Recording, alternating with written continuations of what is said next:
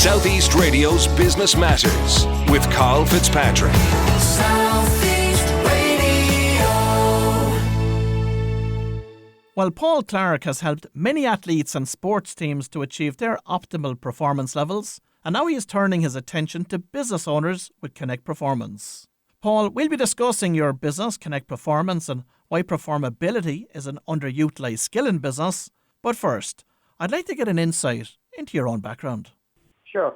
I guess my own background is quite heavy in terms of sales and business development. So I come from a corporate background with Diageo, and then I've also got the other aspect of my professional career, I guess, from when I dipped into the world of startup and entrepreneurship with my sports performance business MatchFit, and then laterally with Connect Performance. And what did you learn from your time in Diageo? Learned how to sell properly. Anyway, that was a start. But I think that the big thing really there, especially with big premium brands, was building relationships and maximising relationships for mutual gain. That was the big thing there. So it's slightly different from perhaps selling commodity items where you're, it's massively competitive with other people that are selling maybe low price items. Whereas when you're selling, I guess, premium brands, you're really trying to work with people on joint business development plans, so that the whole pie is growing, both volume is growing, and within that then your market share might be growing a little bit as well. And on the topic of B2B, business-to-business selling, what was your approach to starting that relationship? Quite simple, really, listening. You kind of, I think it goes back to the Stephen Covey thing, Carl, where you see, you understand before you seek to be understood. And that would have been and it still is my approach with Connect Performance and with MatchFit, is that you really got to see what people are, so that I only ever stay a half step ahead of them, rather than kind of running along and kind of making the relationship almost teacher-pupil or supplier-customer, that the relationship is adult, and that it's all about mutual benefit and mutual gain. Because I believe anyway, anything else is going to be quite short-lived. And I often think that most of the problems for people involved in sales from a B2B perspective are getting their foot in the door in the first place to make that presentation. What about your experience in that area? I think a lot of people can kind of get caught chasing numbers and chasing suspects rather than prospects, to coin a phrase. So I think that people probably need to over-invest in their prospecting and make sure that the people that they're speaking to are quality prospects, that they're qualified properly, because I think there's a lot of stories, I guess, out there of people saying, oh yeah, I have 20 calls this week or whatever it might be, but really of those 20, how many are actually going to deliver or have the potential to deliver? So we can kind of, we can go after, I guess, quantity, or we can go after quality. And there should certainly be quality in our quantity, I think. Spray and pray approach in terms of numbers instead of the quality. So when it comes to prospecting, what are your keys for prospecting? It's really understanding yourself first off and what you're bringing to the party and what you're fixing. So what your solution or your product or your service is actually fixing, and who that then fits best in terms of the best fit customer and the most profitable type customer. And then it's a matter of seeing where those people exist, see what space they're in, and reaching out to them in a professional manner, rather than the big long-winded email, as you said, the spray and pray kind of approach. I think it's really getting targeted, really getting focused, and kind of going hunting with a rifle as opposed to a shotgun is probably the best way I could put it. How important are tools like LinkedIn today for doing that? Yeah, I think they're really important. I think the thing with LinkedIn, it's kind of funny actually. There's an associate of mine just put up a post this morning on LinkedIn about how to kind of leverage LinkedIn better. I think LinkedIn is probably a little bit, Carl, now like Excel spreadsheets, that most people are only really, using 10 or 20% of the functionality. That there's a lot more there going on in the background that we need to understand, that we can leverage a lot better in terms of connecting with people. That we just need to maybe, an hour invested in LinkedIn and understanding it would be an hour well spent, I would say. In the past, guests on this programme have explored the similarities between the world of sport and the business environment. From your experience of both, what characteristics do they share? Yeah, I kind of have a saying on this, Carl. As regards from a Connect Performance business, when I speak to people or I do talks, is that really business performance is human performance. So if you kind of look at the world of sport, we talk about athletes. And we look at their readiness to perform. We look at process. We're obviously aware of the outcome we want, but we're heavily aware that outcome is there's a direct line relationship with that in our preparation. Was if you take it into the corporate world, the business world, the startup world, that those waters get a little bit muddied. We don't really kind of look at the, say, our frontline people or ourselves indeed at times as high performing athletes, and leaving ourselves ready to perform and leaving ourselves ready to address the processes that we need. And before we discuss Connect Performance, it is not your first foray into consultancy, so talk to us about MatchFit and the results that it achieved. Yeah, MatchFit's a sports performance consultancy, Carl. So it worked with probably, I guess, outside of the very, very top tiers of sports. So, don't get to work with Manchester United or Liverpool. But there's an awful lot of other professional teams, semi-professional teams, indeed in the lesser popular sports, if you like. So effectively what I do there is work with sports clubs and some sports organisations to help them integrate their performance model, because they'll have a situation, for example, where they'll have, say, a physiotherapy department, sports science, strength and conditioning, coaching, but they're separated by walls. They're in silos almost. They don't integrate. They don't talk, for want of a better phrase. It doesn't mean they don't literally talk, but there's no kind of free swapping and sharing and integration. So I tend to help bring that alive through selling them the benefits of what that can look like in the longer term from the point of view of an athlete or player-driven environment with better results and better preparation as a key part of that process. So why did you believe that there was a gap in the market for Connect Performance? Quite simple really, Carl. I think it's the way that we work with athletes in sport is that, as I said, we really tend to heavily focus on getting them ready to perform.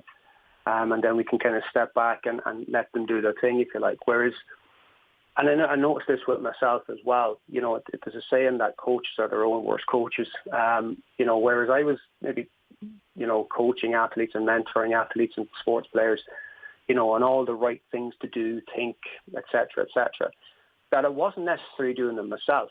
And you find that a lot when you go into the sports environments, is that the people within there aren't necessarily, performing, at peak levels themselves, but yet they're coaching people to perform at peak levels. So that transfers very, very well into the world of business. So my own kind of research to, talking about my own customers, 80% of them, Carl, are performing at about 50% of the potential. And that's them telling me that. That's not me telling them or putting words in their mouth. So I think there's a direct translation across, and some of the work we do in sport translates across in terms of measuring these things as well. And Paul, what is involved in developing a winning mindset?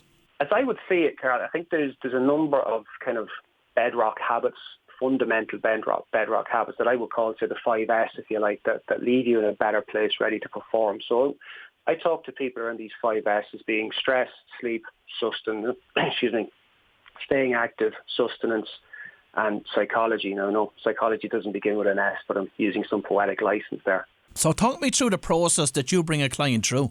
Sure, yeah. So what we tend to do is, I said, when we look at these 5S, as they're the bedrock habits, what we look at really is, in terms of, say, something like stress, is actually scientifically measure the individual. So we have an individualized solution rather than a one-size-fits-all. But we look at the balance of stress within a day. If we look at sleep we look at their sleep quantity and also the quality of recovery and restoration within their sleep to make sure to see how ready they are the next day to face action. Staying active then from the point of view of say, business people, entrepreneurs, business leaders, is really looking at the physical activity levels and seeing are they adequate. In terms of sustenance then, it's another word for nutrition. I guess we would say in the world of sports performance, you can't train your way out of a crappy diet. Equally well, it's quite hard for a business owner or business leader to perform at peak levels when what's going into them by way of nutrition isn't supportive of that. And finally then the psychology piece is really, it's not delving too deep into it, but it's leaving them in a better place around things like self-talk and understanding the importance of those kind of habits. Give us an insight into the type of clients that you're working with and what the common issues that they encounter are. Sure, yeah. So I'll tend to work with entrepreneurs, business owners, particularly kind of startup business owners, micro businesses, small businesses. And the people that kind of come to me would share probably similar characteristics. They'll feel deflated, they'll feel a bit de-energized, they're somewhat demotivated. Things like good, important factors like confidence seem to be, they feel it draining away. And on the flip side of it, they say, I've never worked as hard in all my life, but it feels like they're spinning their wheels. So they're almost like driving with their foot on the accelerator and brake at the same time. And the upshot of that is that what we have is almost like the golf ball and the garden hose effect, that there's plenty going in one side, but there's not coming out the other side. And therefore, the results are quite haphazard. There's frustration. And, everybody around them is beginning to sense that. So they're quite, I guess, worried about the future and worried about themselves, if you like. And Paul, what advice do you give to your clients about how to solve problems? Get to the root of them. So from the point of view of personal peak performance, is understanding what's at the root of that. And as I said, as I see it, the 5S are a hugely important part of that. And then really addressing those things that are at the root cause of any issues that may exist. Now, it doesn't necessarily mean that things like the 5S, as I call it, are the be-all and end-all. I mean, there are other elements as well within the business. Sometimes I call those the 3 Ps, so your people, your process, your promotion, that may be letting you down a little bit as well, and that's another conversation. But in essence, it's looking at people's life and their lifestyle and seeing if that's supportive of peak performance. I think there was a piece of research, Forbes magazine, about 12, 18 months ago released that upwards of 40% of new startups were failing, not because of the business failing or the product failing or not being good enough, but it was effectively the owner or owners, the founder or founders, were actually in decline themselves personally and not able to kind of keep driving as hard as they had been. So it's important to help people, I suppose, understand the habits that are going to support the outcomes that they want and desire.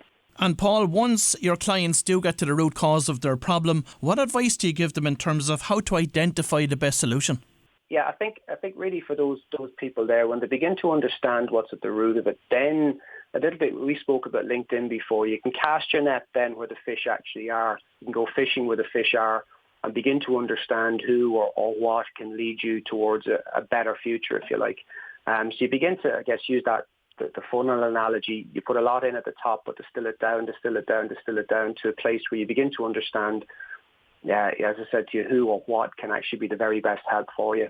A key focus of your work through Connect Performance is centred around performability rather than capability. What is performability and how can it be developed?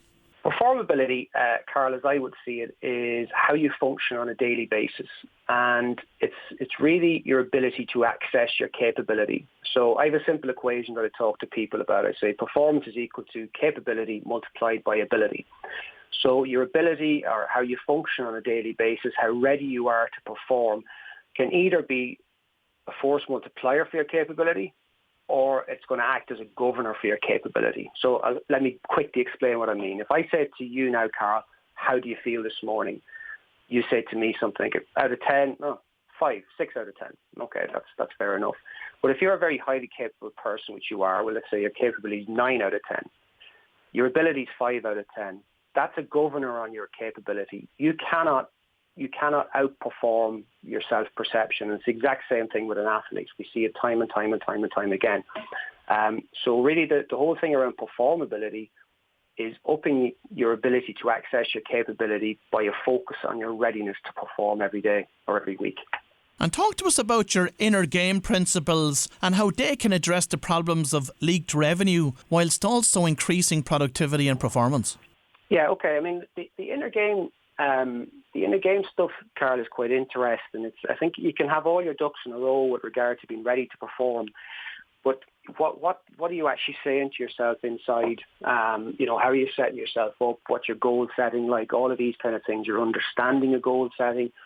So I guess it's the psychological aspect of the whole piece. I think we see an awful lot of people who are highly capable, highly talented, but are very, very doubtful of themselves. I mean, the whole imposter syndrome is a huge thing and a very, very real thing. And whilst there's an awful lot written about it, and you could be reading for hours about it, it's quite hard for people to access something succinct that can help them, that's individualized towards them.